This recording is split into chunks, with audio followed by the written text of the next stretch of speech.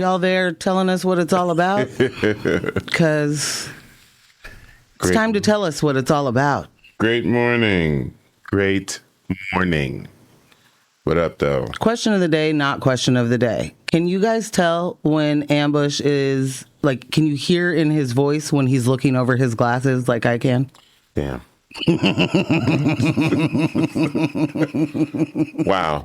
That felt very Don Cheadle and Kevin Hart. Damn. Oh, man. Oh. Good morning. What up, though? Fiancés, are you as rip-roaring tired? Rip-roaring exhausted as we are? Life is lifing right now. Yeah. It's doing the Watusi. I was gonna say that. Were you? I was like, is she gonna go Watusi here? It's one of my faves. Yeah. I'm be honest, I don't know what the Watusi looks like. You know? It's one of those, like, I'm sure I've seen it. Yeah, I'm sure. I've seen someone do the Watusi. Yeah. I don't think I've done it. I can say pretty confidently that I haven't. I feel confident in saying I haven't. I certainly have never had a lesson. Yeah, I feel like one would know if they've done the Watusi. Do y'all know how to do the Watusi? Is that a regular kind of dance you learn in dance class? They're like the Y2K. What are you talking about? I know. What's going to be funny is I'm going to find out that this is not a dance. You know, like here I am, life is doing a number on me, and then it's going to be like, you know, that word comes from etymology. The etymology of that word is this, and it started in the center of the slave ship. And no. You know what I mean? Yeah. It's going to be that. Yeah. Oh my goodness. Oh no.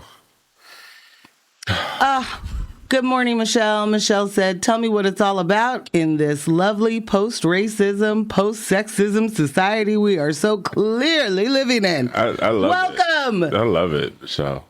Nailed it. It's a hate-free zone. Yeah. That America. Yeah. You just put signs up that say hate-free zone, and then everybody loves everybody. Is that like an enterprise zone?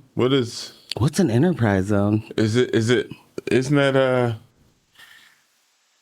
one of those designations they created to assist with gentrification? Oh, certainly, I'm sure. Yeah. I just don't know that name specifically, but you know, urban renewal comes in many names. It does. Many costumes. Sometimes it even says it's for the people it's not for. It's got plenty of jackets to wear. Yeah.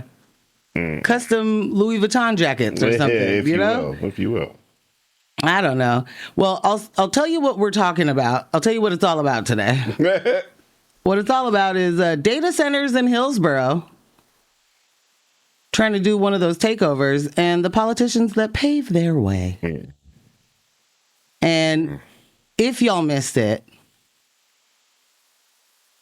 and this is scary, you know, strap in. If you're in the car, put that seatbelt on. You should have already had it on. Yeah. But make sure you have it on. Don't slam on the brakes. If you're at home, don't fall off your couch. This is the kind of news, you know, that a campaigning person for district attorney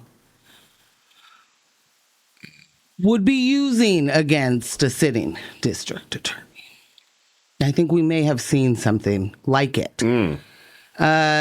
One Nathan Vasquez, Multnomah County DA, is set to dismiss over 600 misdemeanor and felony cases. And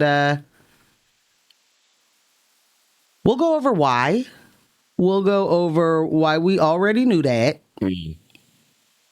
And we'll talk about how ridiculous the tough on crime signaling is, especially when you know you can't do none of the stuff you're talking about.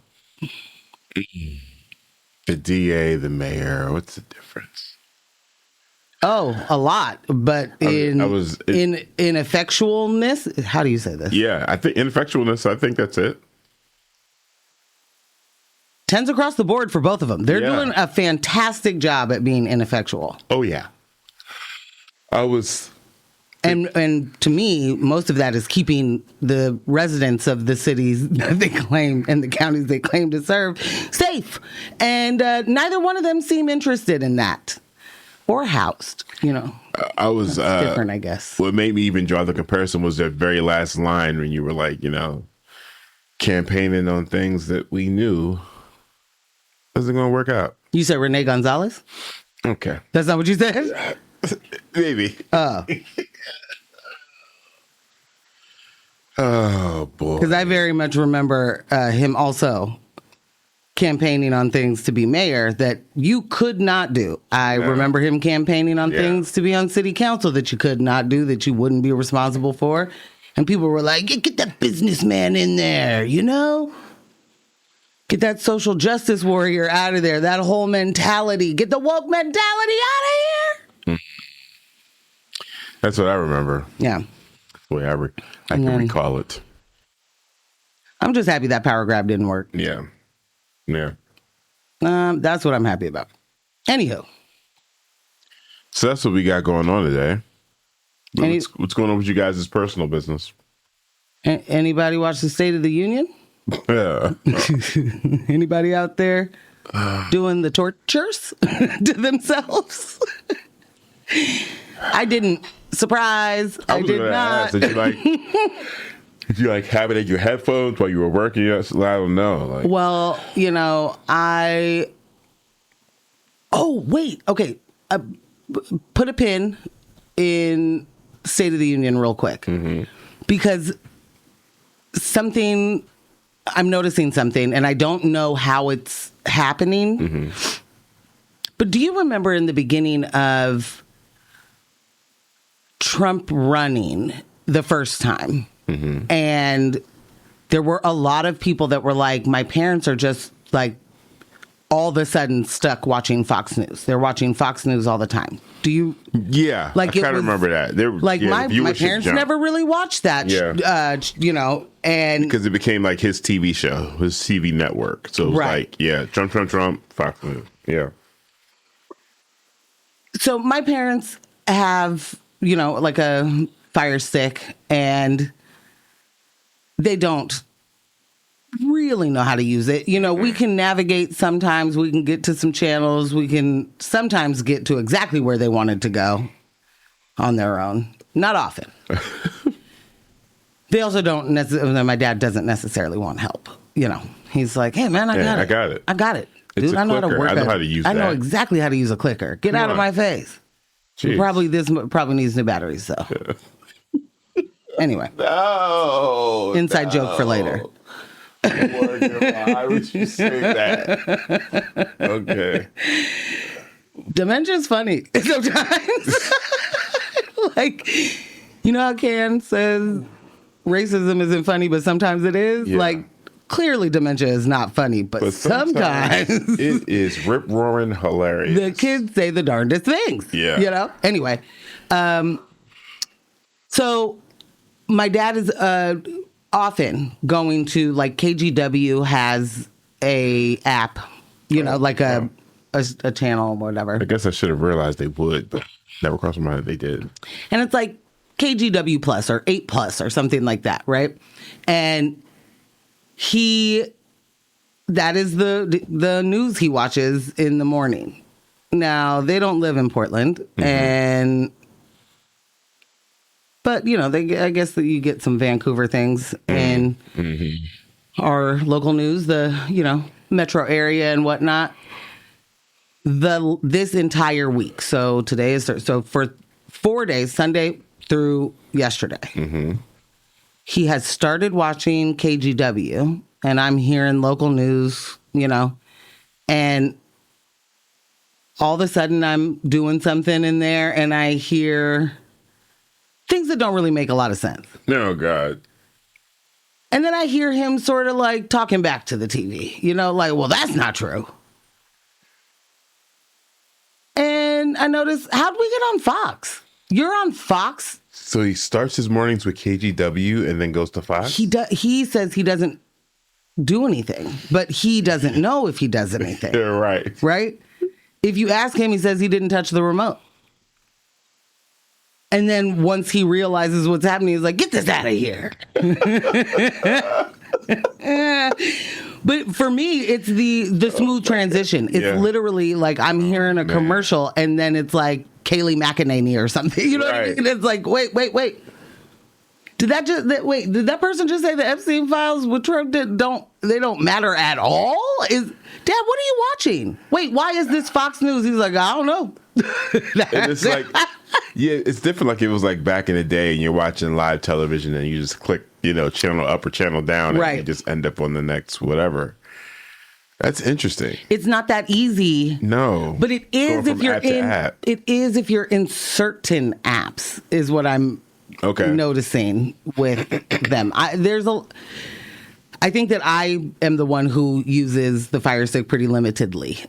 You know what I mean? Like I'm going to the things I know I want to go to. I'm going to watch the shows I want to watch. I'm not perusing. I'm not perusing. I'm not like what's on Pluto TV or it's just going to every app that's there. Anyway. State of the Union is what we were going for. Yeah. Shout out to the text message that I cannot read at all. But we agree with your sentiment. But we agree with the sentiment. They did not watch the State of the Union because they do not mess with Trump. Nah, and I fully heard, Chef. Yeah. Yeah. And same. I heard it was historical. For being long or something. That's it. For being long. For having... I haven't seen as many standing ovations. Was it a concert? Jeez. So I didn't watch it. I did see some clips. I did, put it on the a highlight reel of some sort that was like 45 minutes. I put that on for my parents yesterday. And so there was an amazing moment. This is why also get your old people outside. So my dad had to go to the ER yesterday, and Lily is bringing him home, and he sees that gas is almost $5. Right? He's like, $4.77. And I guess he's flipping out. He gets home. I put the thing on, and Trump says they've gotten gas down to under $2. Now, would my dad have known it was a lie that it was under $2 had he had not seen that? Yeah, I think he would have thought it was a lie. Yeah, he'd be like, oh, there's no way that's But true. To see that the cheapest gas on Mill Plain, as they're going, is $4.19. He's like, there's absolutely no way that anything this guy says is close to true.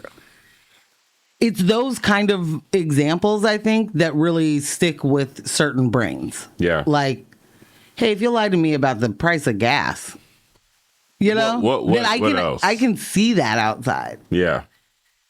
I took my dad's car away from him, so he doesn't go get gas anymore. So he doesn't really have a reason. He's not at the gas station. He's not shopping around for gas prices anymore. No. Yeah. But the blatant, those kind of, that stuck with that brain that doesn't retain a lot of new information. So throughout the night, he's like, he's talking about gas is under $2. Oh, in Iowa. In Iowa. But even in Iowa, is it $1.85? Reporting live. It's $1.85 in Iowa because the head of the federal government made it so. How come it's not that everywhere else? Like, come on, man. Come on. Cut it out. You know? Cut it out. I also think that it's that kind of event for him serves as like a shame ritual. Like he wants so badly to spit on Democrats, you know what I mean? And like the type of people. Yeah. He continuously was like, you should be ashamed of yourself. And I just can't imagine someone who is mentioned over 1 million times in what has been dropped of the Epstein files has any words of you should be ashamed. Like, it's just this that I don't even mean like, oh, you're such a hypocrite. I just mean like, how does it, what are you, what? What are you, what? I can't even imagine having half of those allegations on my jacket. You know? You know how busy of a life you'd have to live to have half the allegations that he has? Bruh. Half. Bruh. What else could you possibly have been doing with your entire life? But harassing. That's it. And assaulting. And yeah. That's a full-time gig, bro. Yeah, the way that the allegations. The way they're racked up? Yeah. Yeah, ain't no part-time work, fam. No. So the work was the assaulting. Yeah. And long day. This is how he continued to go bankrupt, is what you're saying? Yeah. There was no business being done. There was no ROI there for him. No, not at all. Somebody was funding him, so yeah. Wonder what their ROI was. So you said he had dragged out some people. I see here outside of the Olympic hockey team, a National Guard member and a former Venezuelan political prisoner who was reunited with family. He brought out people. He brought out a political prisoner from Venezuela. Mm-hmm. Mm-hmm. You said, I think it was about this last night, that these are everyone that he brought out or invited were people that were affected by his policies. I said I don't remember saying that. Oh wow, I like it. Sounds good. I love it. Yeah, you said that to me last night, and I was like, oh my gosh, this guy. Well, I mean, everyone is impacted by his. Sure, you know, yeah. And here we are with the. Did we even talk about this yet? El Mencho? Yeah, we did. We talked about that on Monday. Yeah. The news I saw from The Intercept this morning was that Mexican government was able to capture and kill him because of help from a secret, I don't know what you like, arm. Okay. Of the U.S. federal government and ICE. Oh, they sent some operatives in. Yeah. Some assets, if you will. Oh, okay. All right. So, a little more of that boomerang. We as a country, not individuals here. Now we here in the studio. Yeah. Continuously destabilize other countries, other economies, their communities, so that we can create the instability there, the violence that comes with that instability. Those folks get pushed out of their communities and their countries. They migrate north. They come here. And then they get a whole different type of brutalization in the way of being demonized, being exploited for their labor. And we're just, like, hey, all this cheap labor is great until someone needs to run for something. And then we're going to talk about the migrant caravan crisis that we don't have anything to do with. But I wonder how those, cartels got U.S. military weapons. I wonder how that happened. This could all be so different if we just minded our business. This could all be so different if we just kept our boots out of other people's countries. On our own ground. On our own necks. Oh, yeah. Like, really. If we weren't just delivering imperialism. I was going to say imperialism does not allow you to keep your boots off of someone else's ground. Jeez. You got to tread. You know, you got to tread on thee. You got to tread on everybody. And while telling them you're the best. While telling them you want to be like this. Right. While telling them we're the ones with the power. Also, you could get a little power if if you're interested, you're willing to get your hands dirty. I'm down to talk about regime change if you are. I did catch Ilhan and Rashida Tlaib representatives, shouting from their seats. Ilhan was like, "You're murdering. You've murdered U.S. citizens." I was like, "Let's go." Literally, let's go. They could have said that last time. Yeah. You know, I don't mean that they did anything wrong. Yeah, I mean, sure. It's unfortunate. It's a consistency with this guy. Consistency. Yeah. Look at him doing a great job being consistent. And he accused the Democrats of weaponizing economic concerns for political gain. Sir, you have taken all the money and given it to your friends. These are legitimate and the Democrats are literally doing nothing. Yeah. Yeah. They're doing, the money is already in Elon's pocket. You know what I mean? Like whoever, all of them. They're trying to let the Bannon off every hook. I can't. If you want a bird's eye view, like situation room type perspective on what the Democrats are doing, the strategies, the game plans, the way they're going to say it was follow Hakeem Jeffries on Threads.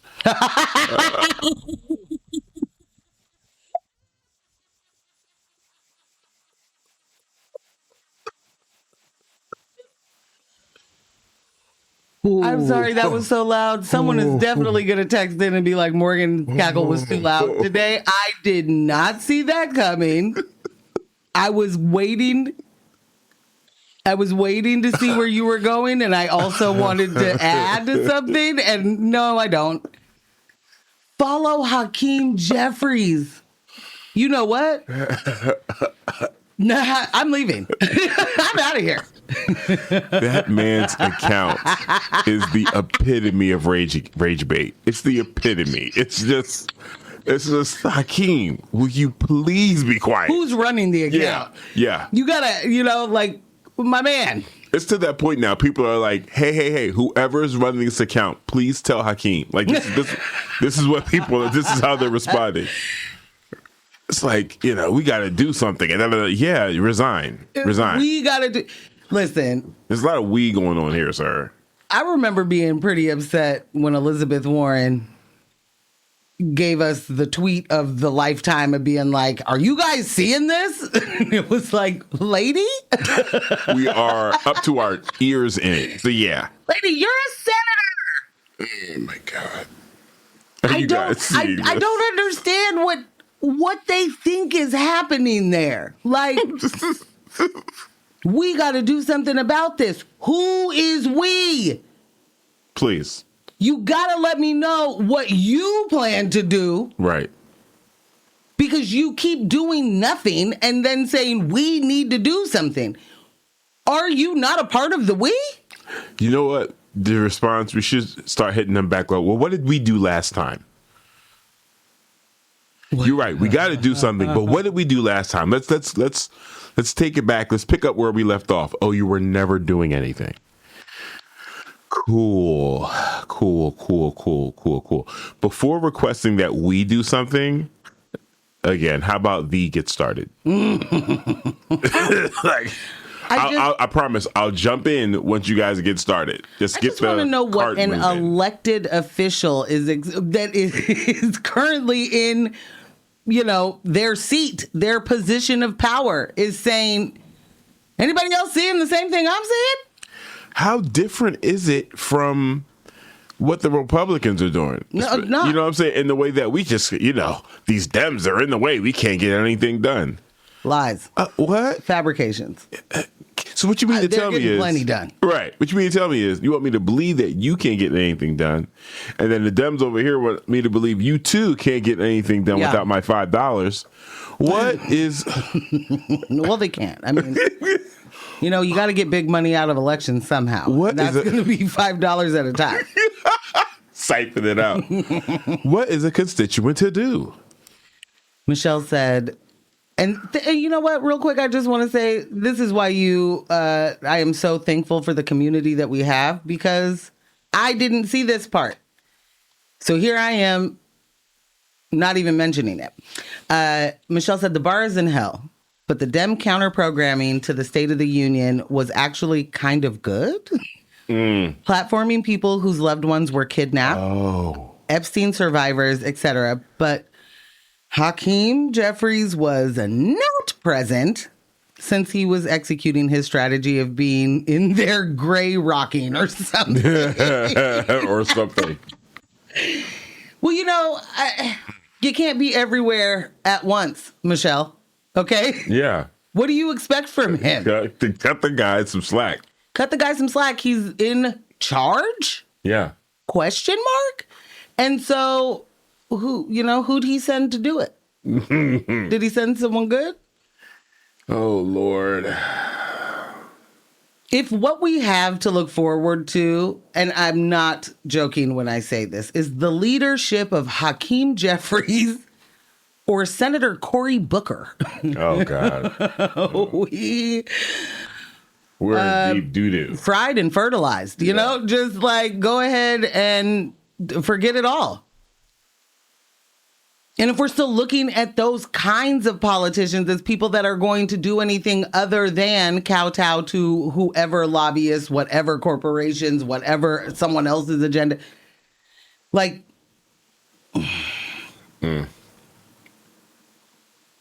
I'm dismayed. Yeah. Yeah. You know what has given me a little bit of, a little boost to my battery? It's certainly, and I want to be clear, it certainly isn't the amount of snow that I'm missing out on by not being on the East Coast. But I do love the way our favorite mayor has handled the snow situation in New York, in local news. In local news, Mayor Mamdani.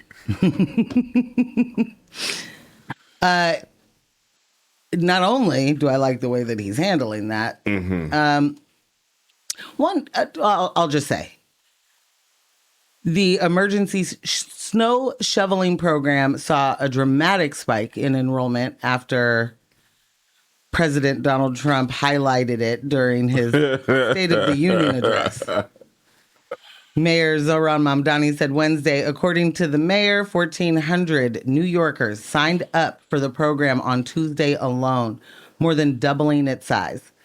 Wow. Mamdani thanked Trump and congressional Republicans for drawing national attention to what he described as a long-standing city initiative.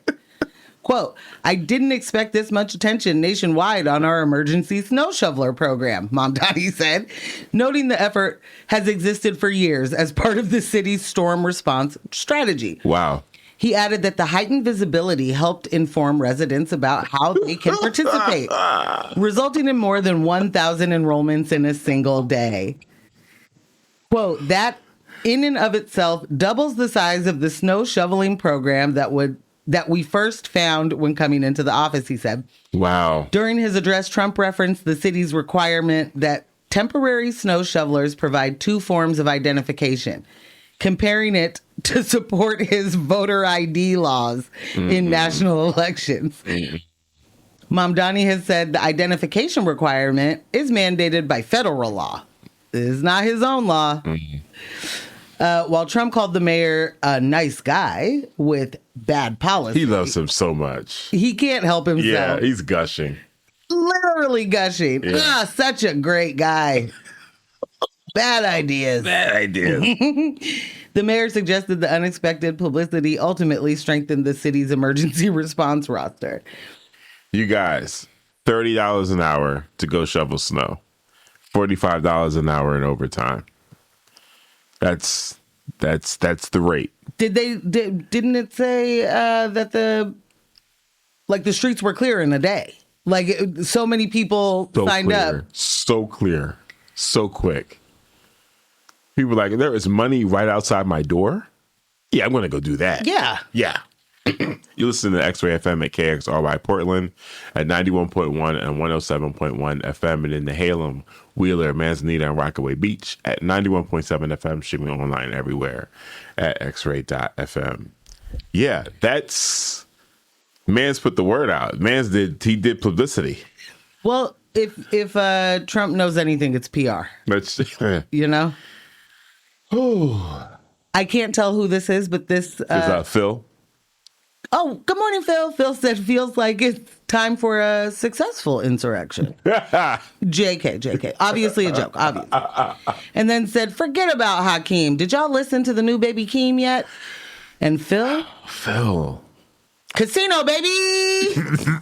So have you heard it? Casino, baby! All right. But I am from the West Coast. Oh. You think I haven't listened to Baby Keem yet? So I wish there was a camera in there. I know, right? That was good. Yeah. So the reason I asked is because I remember when he dropped the documentary in 3 parts. And I have not seen that. So when I watched the first part and I mentioned it to you, I mean, it was probably at the end of a day in which you've done a billion things. Your enthusiasm was like, yeah. So I kind of thought maybe the role and Morgan don't really go together now. So I thought maybe we're on a break. We needed some space. We definitely are not doing well. Me and we're not on the same page. We're not on the same page. Same page, and it's hard to get on the same page when you're in different books. It's hard to get that magic back. Yeah. Spark. It's spark. Yeah. So I thought maybe, okay, you know what? She's in a lull. She's not listening to new music. Yeah. This is fair. That's a thing I do because I am very weird. Listen, I won't say weird, but you're reminiscent of another person that, means a lot to me, does the exact same thing. I gotta be careful when I introduce music to either one of you because it could go wrong. If it's something you really, really love, don't force it on somebody. Definitely don't. Yeah. Don't be like, you're not, hey, all right, you got some while you on. All right, I'll circle back around. Yeah. I'm definitely that. Don't push nothing on me. Yeah. So I hadn't listened to it either. Not because I didn't want to. I kind of forgot about it because we weren't talking about it in the house. You know what I'm saying? That's fair. Okay. Ish. So, Phil, one of us has. One of us has their casino. I won't do too much, I guess. I'll just say I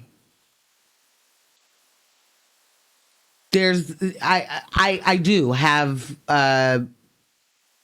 moments where I'm like, oh, new album. I do care. Mm-hmm. I'm not in a space to take this in. Mm-hmm. A lot of times it's like I need to, excuse me. Depending on the work that I'm working on, I might need to know the words. Yeah. I might need to know the songs that I'm listening to. I don't have the capacity to take in whatever the new... musical motivation is real. Oh, okay. It's like, you can't just... It's not like I'm just going to put on something in the background while I'm doing this or I'm doing that. But sometimes it's like, no, I need to have a specific... kind. Yeah. Power myself through this thing I gotta get done. Let me go to this single real quick. All right, let's go. Let's hop in here. Yeah. I get it. There's a question of the day. Mm-hmm. Do you have an instant motivating song that can like shift your mood? Oh yeah. Couple. Are you willing to share? One that pops in my mind very quickly. Definitely Precision. Big Sean Precision. That comes on. It's a wrap. Pew pew a. Whatever needs to get done for the next minute and 45 seconds or however long that song is. Yeah, 2 minutes. 2 minutes, 12 seconds. Yeah. Boom, on it. It's getting done. We're doing it. Hours worth of work, finished. It's just long enough for an 80s movie montage. It's just long enough. You know? You hear it rising in the background.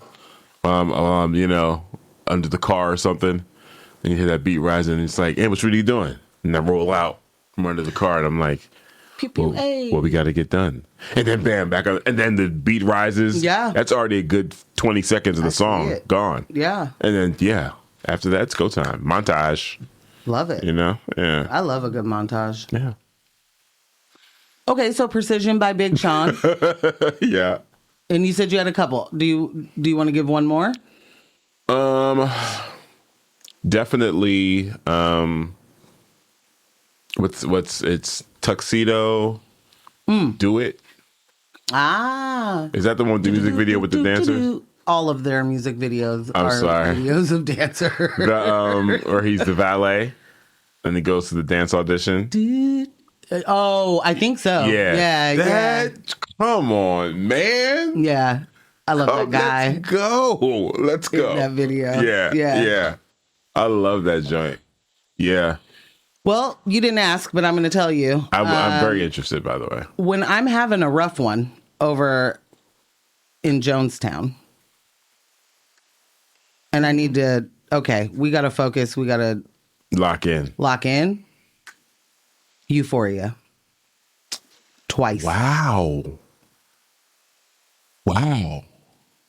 Mood. That warms me. Shifted. That warms me. I love Euphoria. It's my favorite song of that whole situation. Same. No, yours is 616, I thought. Oh, wait. I'm confusing the two. Yeah. That one's too chill. You can't. Oh, 6 is. Ooh. It's an Al Green. I love it, but that's not going to hype me. That swing moves me. The swing on that beat, I'm just like, oh, let's go. I'm good. What? Oh, I love it. Yeah. I'm You're here right. for it, but that's not mine. That's not mine. It's not your jam. Not for that. Yeah. Not for switching. Not for getting me in gear. Yeah. If I got to get in gear, would you say I'm that doing exposing battle raps? Would you? I was gonna say strip you to the gristle. The gristle. Battle raps. The white meat. Yeah. I was gonna say, would your runner up be Sean Paul's Like Glue?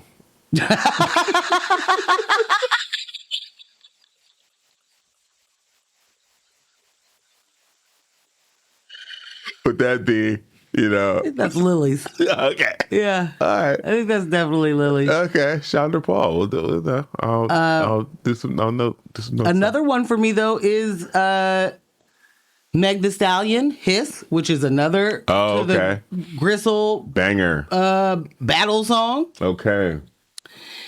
I guess I just like making fun of Drake, I guess. I don't know. Yeah. That is not the case, you guys. You do like making fun of Drake, though.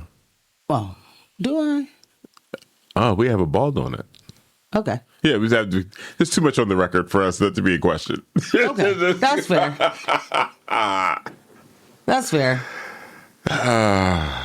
And then to just round it all out, I have a lot of songs from the weekend that will get me. Oh yeah. Just now I'm back in business, and it goes two different ways because early weekend is a lot of slow, which is interesting. Yeah, but he's not saying slow. It's not. Yeah. The words are fast, and by that I mean the life. Yeah. Okay. If you're picking up what I'm putting down, okay. Glass tables all around. Okay. Huh? Okay. Hey. Thank you. Hey. Glass tables. Never been to one of those parties. Maybe one of these days. Oh, God. Okay. All right, I'll be quiet. Music break?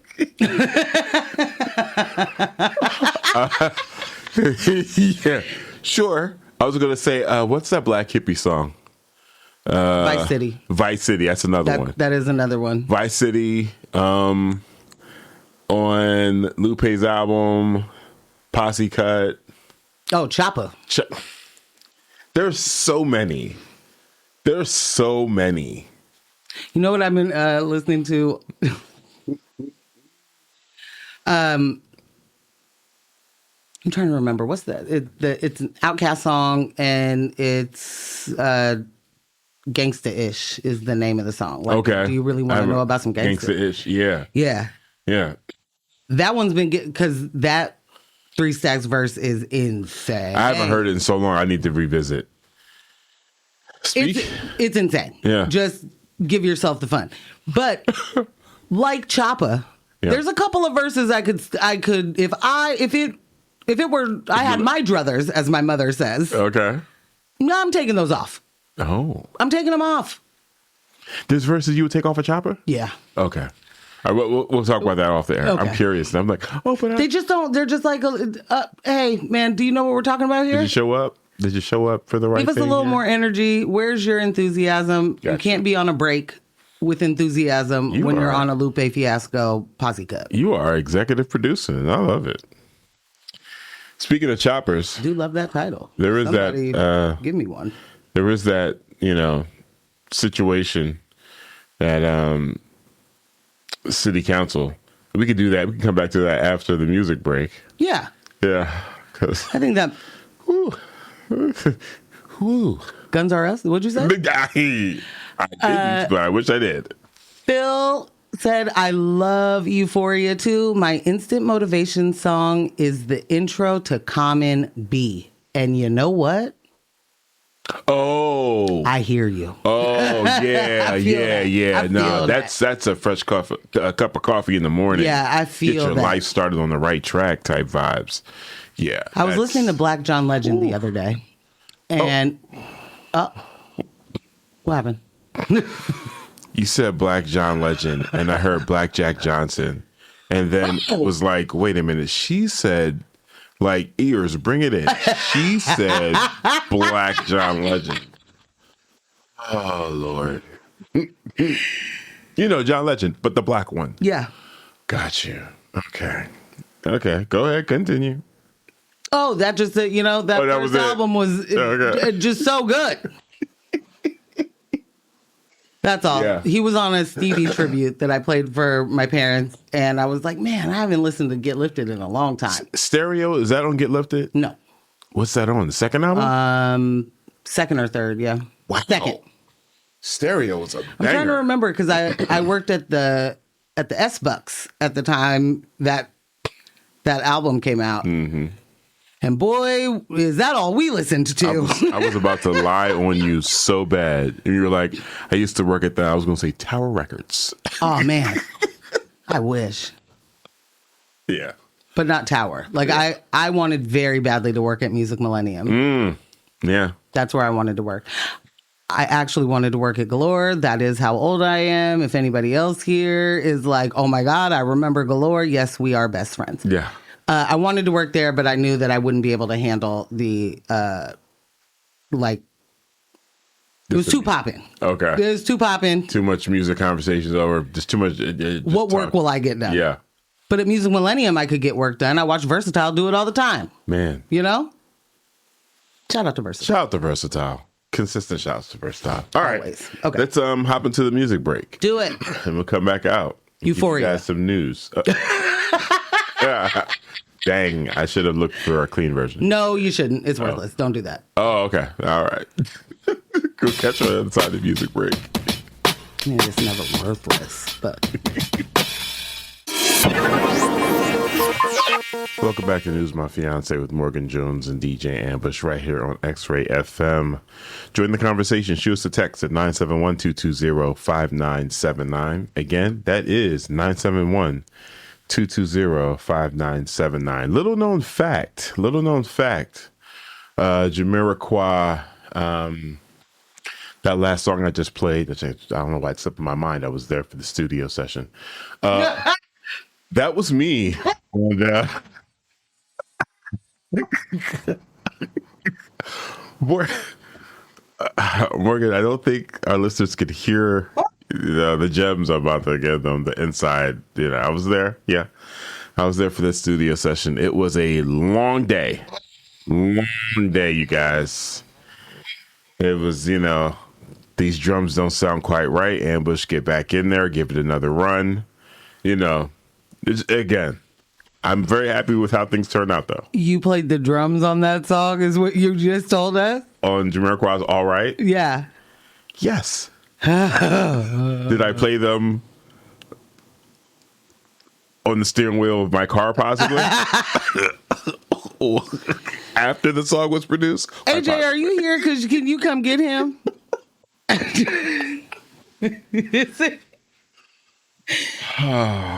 Can somebody... Jess, are you listening? Someone that knows him real well that can talk him down. Probably already at work. There's someone that can talk him down. Sun's getting low, big guy. Yeah. Wowie wee wow. Never expected you to come back and say that. Apparently, your riotous laughter. You know, I was unprepared. I want to be clear. I had no idea that that's where you were going. It was top tier funny. Well, most people will refer to that as a truth. You heard it. What? All right, I'm taking this over. This is my show. Okay. Okay? And I know what I'm doing. Oh! What happened? Texts are coming in late over here. I think this is C's. I don't know, because the 540 DJ Catbush.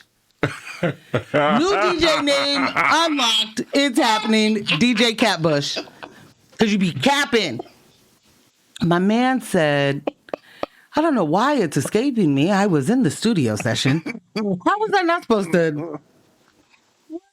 Oh, no, Catbush is that word. Catbush is that word. That is, boy, oh boy, you're getting called that at home when you're like, I definitely was the one that did the dishes or whatever. It was C's. Good morning, C's. It's terrible that C's is that recognizable. Yeah. Can you see that? This other one says... Billy Joe. Good morning, Billy Joe. Didn't watch the State of the Union, but did get a big laugh at the elegant dinner of McDonald's burgers for those Olympic pedo cheering heroes. Oh, man. Off to the community center on a nice cool morning bike ride. Billy Joe, it is cold. Oh. What's the gear?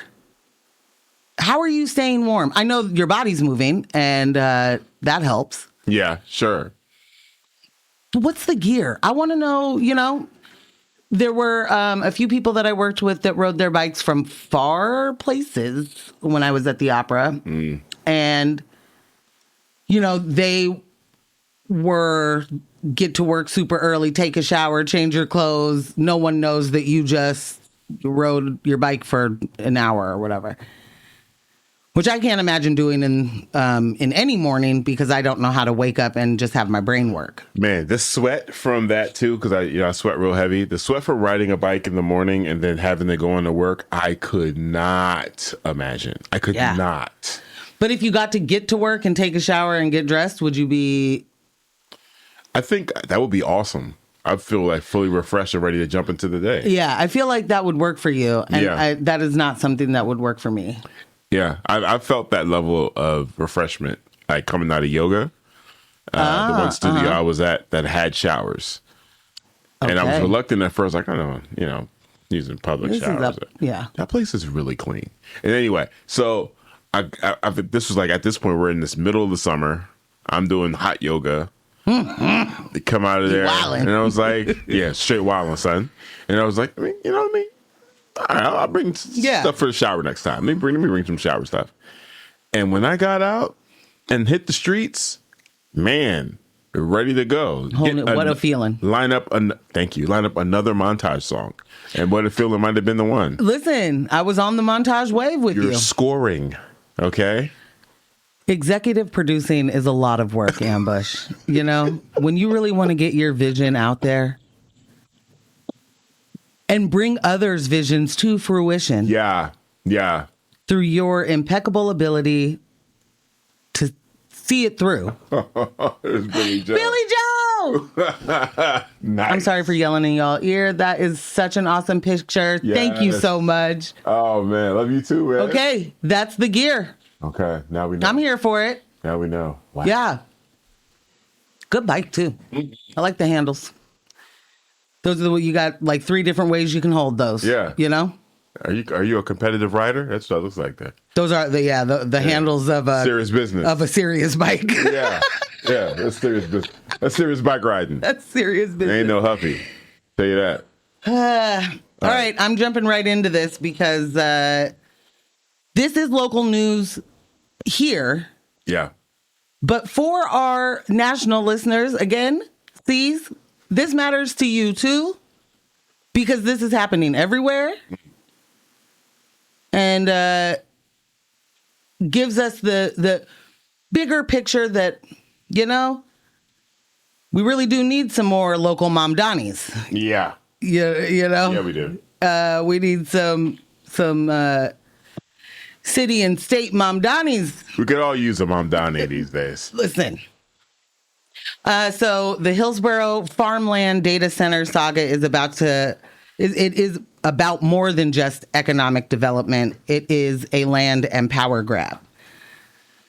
This is policy, money, and power reshaping Oregon at the expense of farmers, water systems, and our land use legacy. And yes, Governor Tina Kotek is part of that backstory. Right now, the Oregon legislature is pushing Senate Bill 1586, a bill that would tear 1,700 acres of prime farmland north of Hillsboro out of long-standing rural reserve protection and give it a fast pass to industrial zoning. You said 1,700 acres. I did. Okay. Effectively paving the way for more data centers and advanced manufacturing facilities. That land was supposed to stay agricultural at least until 2065 under a deal made in 2014, but SB 1586 would override that through legislative I'm sorry, is that what that says? Fiat. Yeah. I don't know how to see.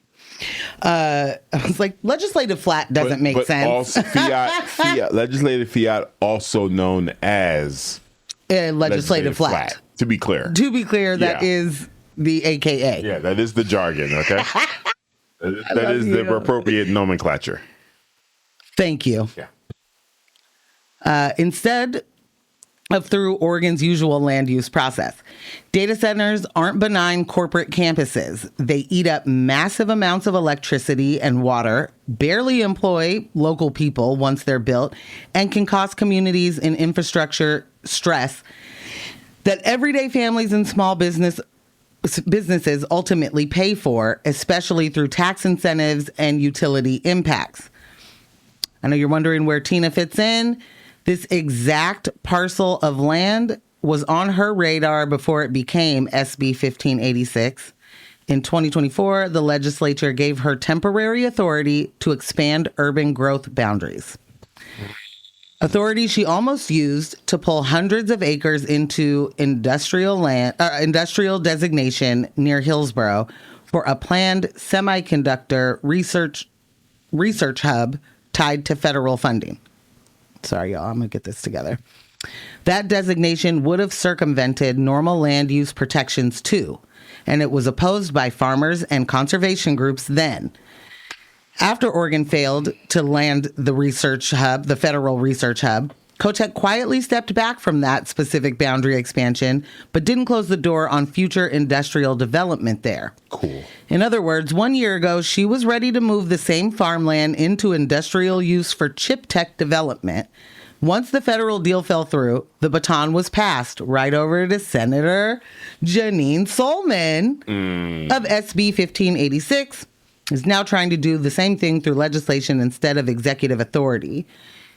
Kotek has consistently championed tech and semiconductor growth in Oregon, including working with industry on chips-related development and economic incentives in Washington County, the same area where this farmland sits. Meanwhile, critics are pushing back and asking at what cost. Opposition isn't coming from just random commenters online this time. Conservation groups, agricultural trusts, and land use watchdogs have pointed out that Senate Bill 1586 would override decades of thoughtful planning, eliminate rural protections, and leave huge environmental liabilities in its wake. There's also a growing chorus calling on Governor Kotek to take a clearer stand, not to lead the push herself, but to ensure that any development doesn't undercut hard-fought protections or saddle taxpayers with backdoor giveaways to a multinational tech firm. The truth is, data centers bring big tax breaks for companies, huge infrastructure costs for families, leaving many families across Oregon asking why public money and prime farmland should be sacrificed for facilities that employ a handful of workers and draw down critical natural resources. They aren't anti-technology. They're anti-giving away the farm, literally, without real accountability or long-term community benefit. If SB 1586 passes, Hillsboro could be reshaped not by local planning and public input, but by legislative shortcuts designed to help industry and land speculators.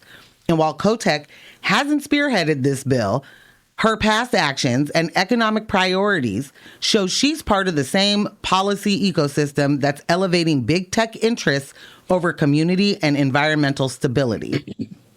Fiancés, this is exactly the kind of fight where transparency, public testimony, and pressure from ordinary people matter most. And I mean that They did that in Denver just recently. Were able to stop a data center from happening by pressure from the community.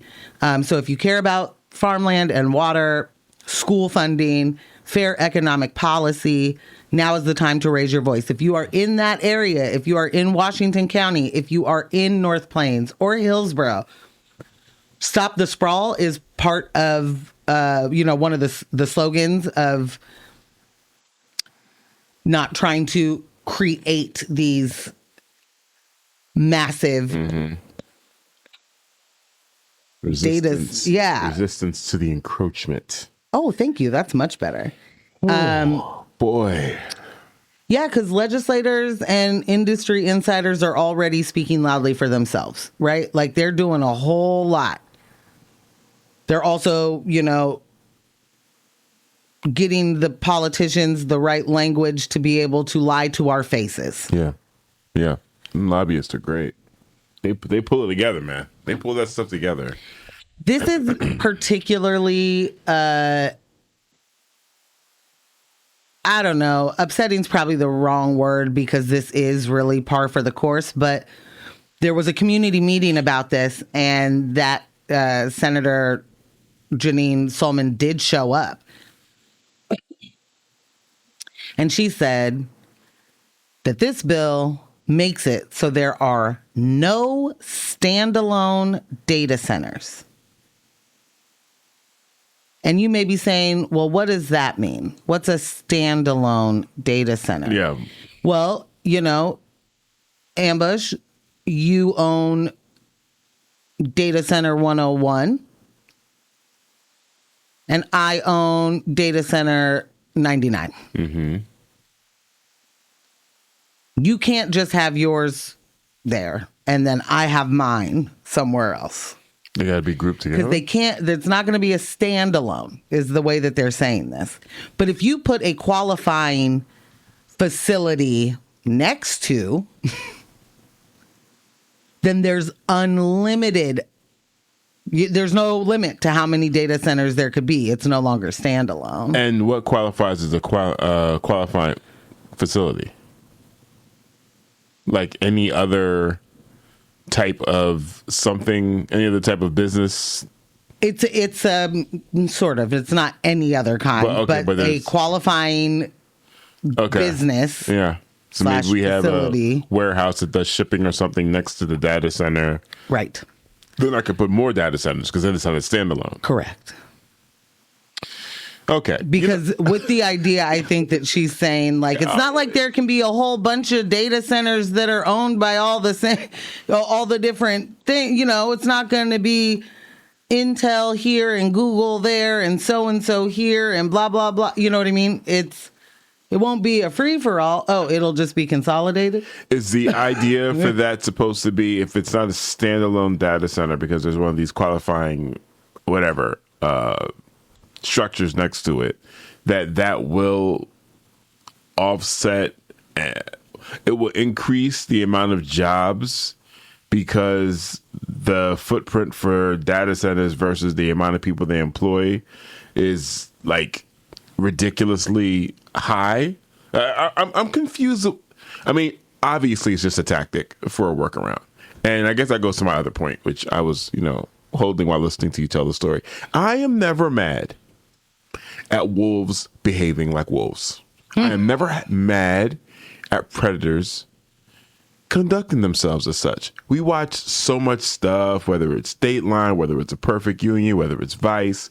We hear about how all of these companies, these major industrial leaders, whether it's a venture capital group, whether it's BlackRock over here, whether it's Whetstone over there, whether it's Wetwall, we hear about all these different things, right? Mm-hmm. And it's like they're coming into the community and they're just doing whatever they want. Our legislators are elected by us to do the job of representing us. The second they stop representing us, I'm not saying don't protest. I'm not saying don't show up at these city council meetings and go into the state capitol. Continue to do all of that. But when our legislators put a toe out of line, we have to respond to them the same way these lobbyists respond to them. Mm-hmm. Quickly and to the point. Would you like to see another term? Do you like this job? Yeah, because you campaigned on protecting these acres and understanding what we need. And now all of a sudden, your judgment seems to be a little off and you're reconsidering. Out of here. Out of here. Out of here. Gone. As a matter of fact, we're not really interested in you showing up at the next parade, doing the commencement speech. We don't want you signing any declarations on camera. We don't want you we don't want to see you in public anyway. Pack your things. Pack your things. We're eyeing the next person. Yeah. Like, it's the same story, though. When you can stand up, though, in front of a community meeting about how much they do not want this to happen and the reasons why, it's always funny to me when the politicians that, show up to these meetings assume that they will be able to talking point their way out of that, as if the people at the community meeting haven't looked into this more than the headline that they got from, the Oregonian or whatever. Yeah. You know what I'm saying? It's like they came to the meeting ready to talk. No, they came to the meeting with all of the information to share with their neighbors so that their neighbors don't get duped too. Yeah. Like that little technicality of she gets to get up there and say, no, there are no standalone data centers. This bill would not allow for that. And that's just literally a line. It's a line to say. It's you know what I'm saying?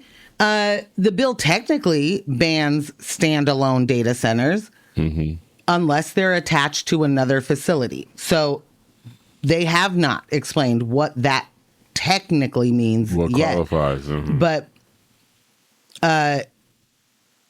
for whatever reason, they think that sounds reassuring. You know what I mean? Like, that doesn't sound reassuring to me.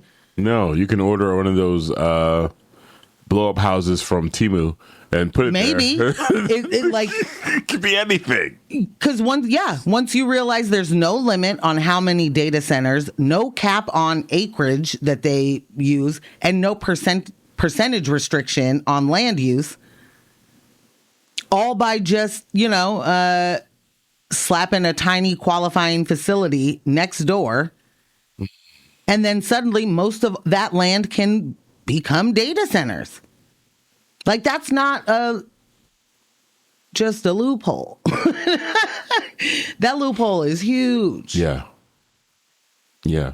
I need decisions like this to become death warrants for people's administrations. Your term is over. It's time, and we got to get you one out of here. It's just absolutely amazing to like, who are these people in Oregon in leadership positions who are honestly forgetting who lives here? That's just unacceptable, bro. Dealing with just real quick. Yeah.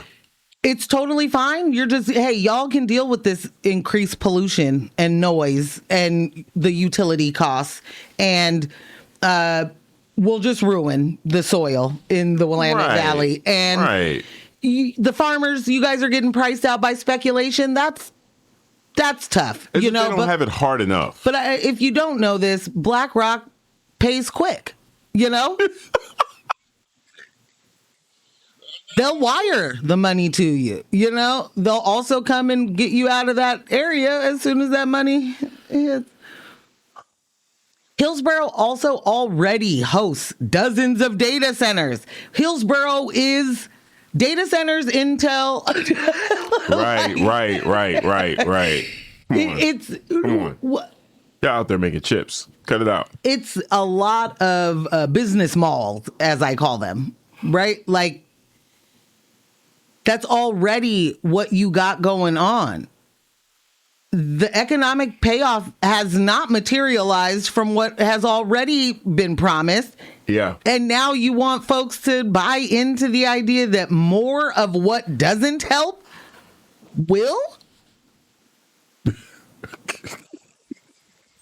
Dib said, I moved from Texas for this ish. Listen. Talk about wasted energy. Bruh. Well, at least we do have a better power grid. Texas honestly blows my mind. There's so much money there. Yeah. There's so much money. It's rich. Rich with funds. Dibs, you got a shout out on the Monday show. I forgot what the quote was, but we definitely got that from Dibs. Yeah. I don't know, man. I am super, super tired of this runaround. Really am. These legislators get to rinse their hands when it comes time for campaigning again and just get everyone excited and riled up or scared of what the competition might present. And just fed up, man. Just fed up. I haven't spent a single working day on the farm. I haven't. I understand the importance, though, of farmland. I understand the importance of that industry. I understand, to a degree, the opposition and struggles they're already facing just to maintain. Yeah. And now it's like, you know what? Remember that land we agreed should stay just, land for all of the myriad of reasons why we did that laundry list? This is better. Bruh. And for anyone that doesn't may not know, I feel like our listeners are very, very wise and informed.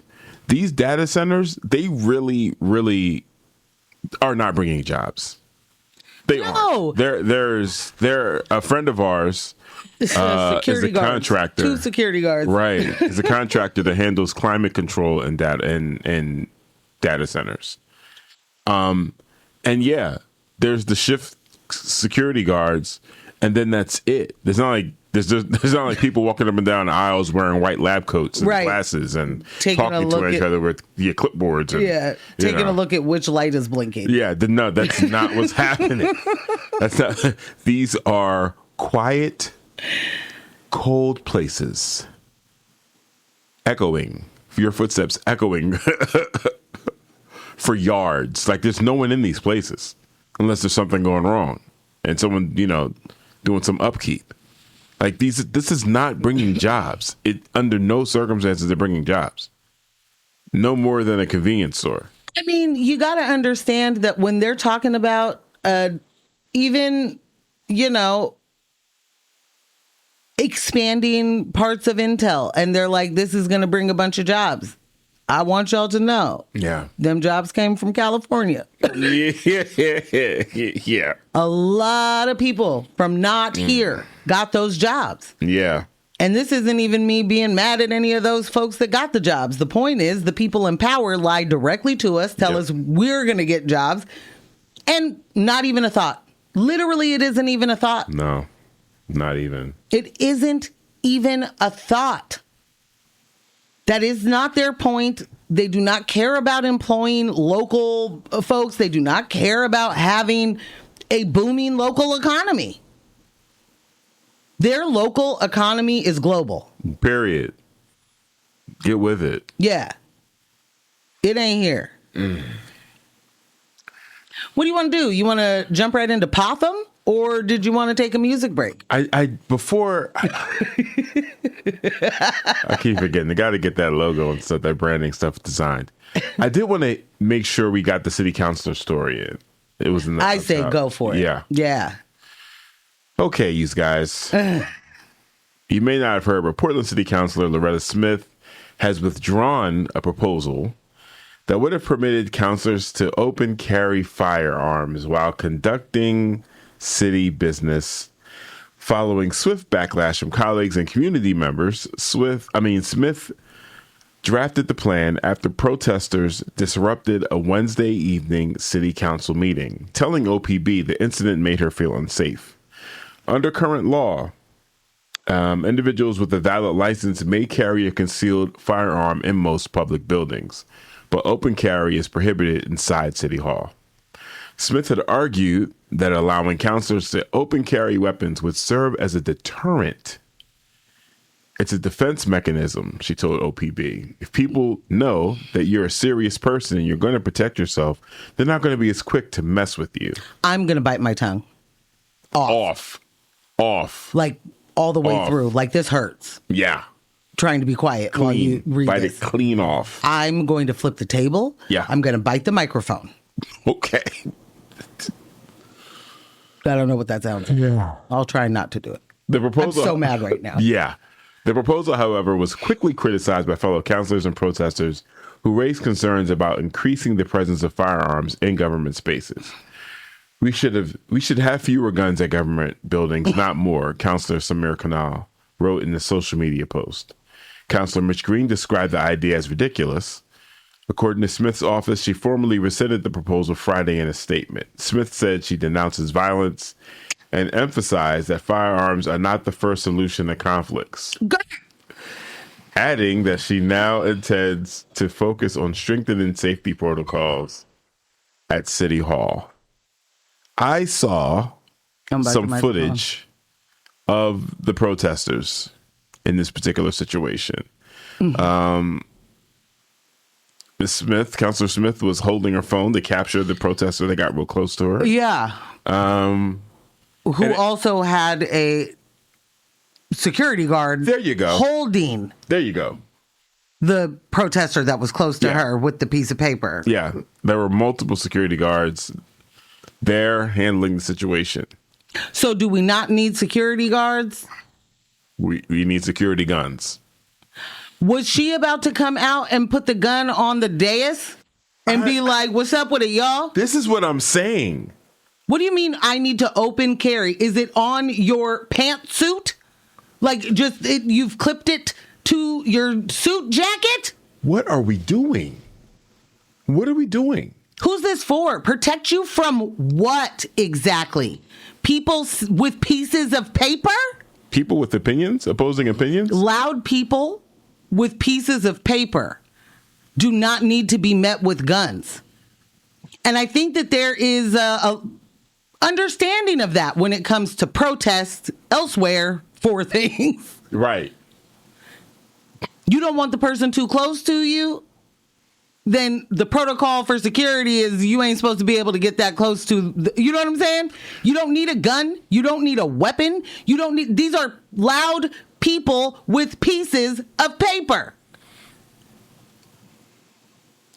The escalation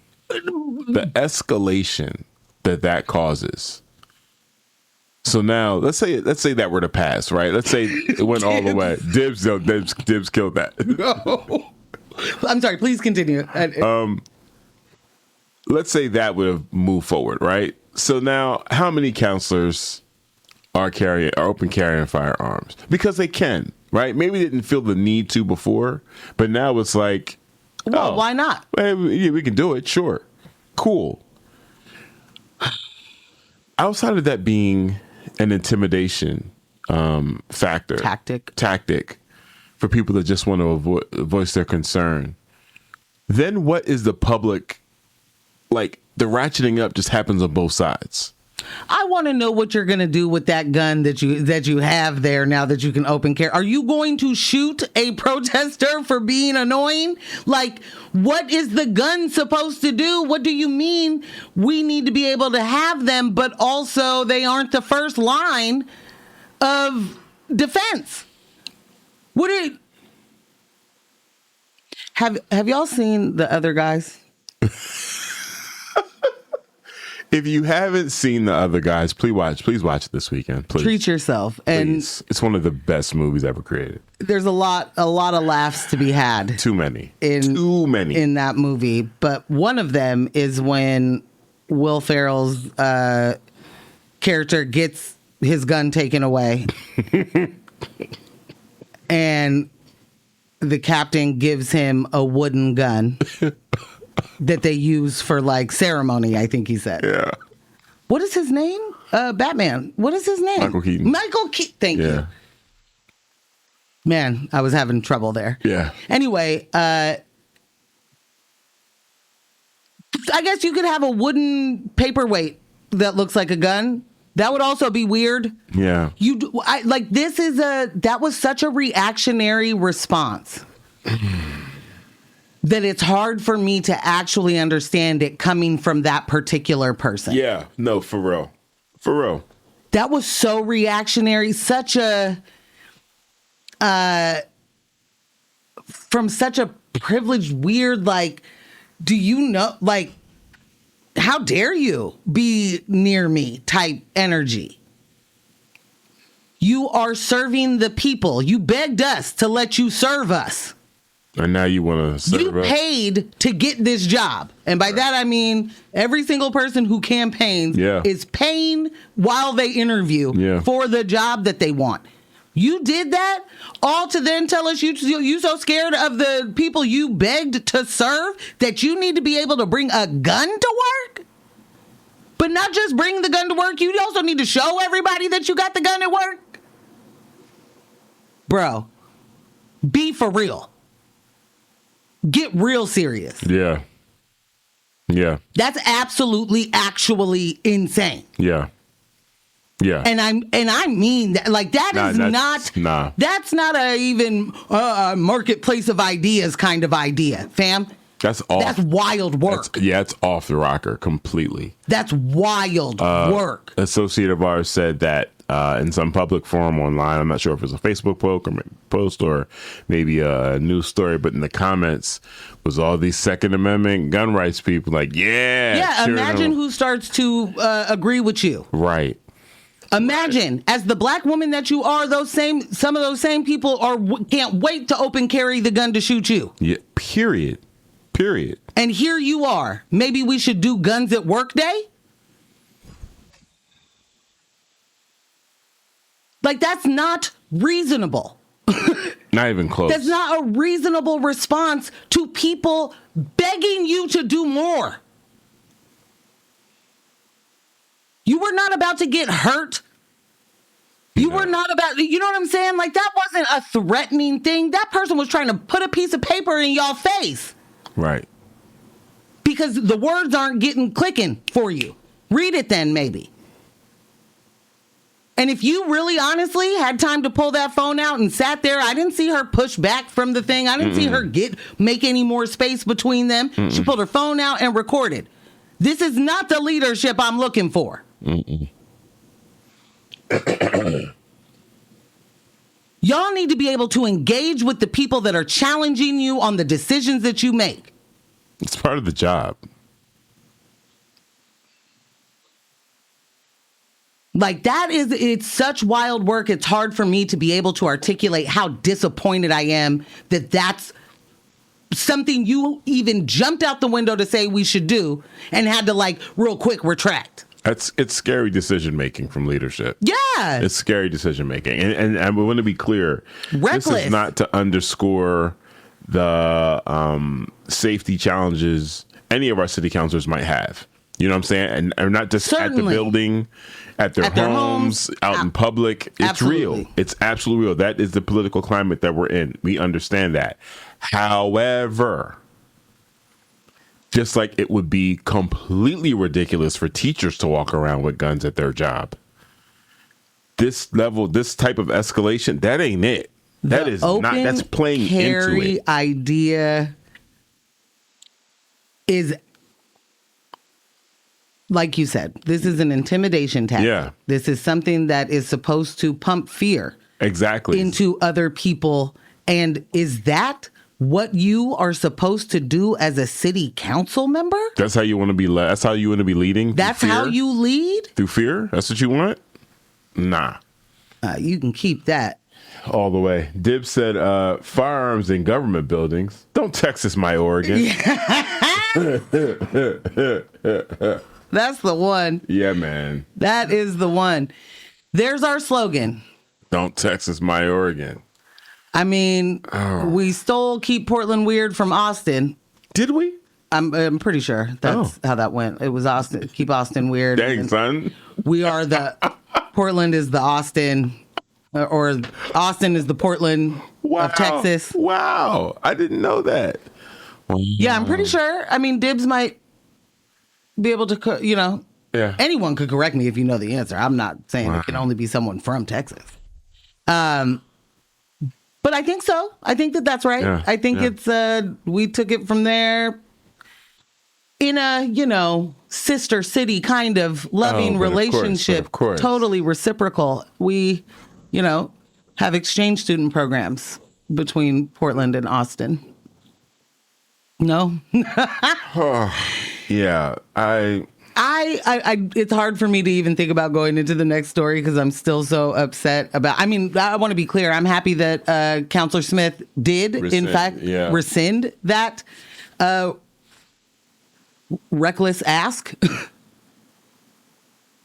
But I mean, I have my head in my hands. I just don't even know, how did we get there? This is not. What do you mean? This ain't the first rodeo for her. No, it's not. And I don't want to just make it about her. I just, you know what I mean? I think that anybody who had this idea, I'd be losing my mind right now. Period. It hits closer to home for obvious reasons. Definitely. And I know what the leadership of Black women can do. Incredible thing. I know what the leadership of Black and brown and indigenous women can do. And seeing this council have that kind of representation and incredible limitations on what those folks are able to do, but then also we ain't got no time to shift from work together to guns on the table. Who are you fighting, fam? Do you understand what the federal government is doing right now? Do you understand the terror that people are living in on a day-to-day basis? Do you understand that in your own city, people are getting kicked out of their houses because the programs that we have in place that have approved them for payment aren't paying their rent? Still. Do you understand the amount of money that y'all found? God. That's going to take who knows how long for y'all to decide how that money's going to get spent in a way that doesn't do what it was supposed to do in the first place. There are so many crises happening right now that the idea that you are fearing for your safety because a protester, resident of the same place you live, inside of the city hall, holding a piece of paper up to your face is just too much. We need to get an apology. Rescinding isn't enough. It's not enough. Rescinding isn't enough. You're listening to X-Ray FM at KXRY Portland at 91.1 and 107.1 FM, and in the Halen Wheeler, Manzanita, Rockaway Beach at 91.7 FM, streaming online everywhere at xray.fm. No, it's not enough. It's absolutely not enough. Go